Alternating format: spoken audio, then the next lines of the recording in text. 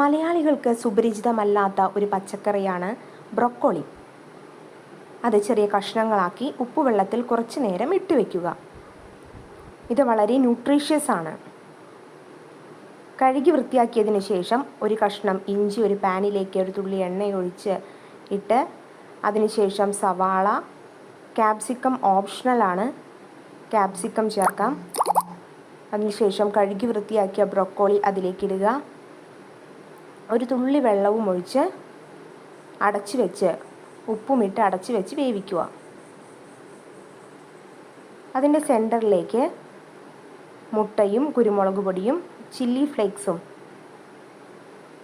ഉപ്പും ചേർത്ത് ഒഴിച്ച് വയ്ക്കുക. ഹാഫ് കുക്ക്ഡ് ആയിക്കഴിഞ്ഞാൽ നല്ലവണ്ണം ഇളക്കി യോജിപ്പിക്കുക.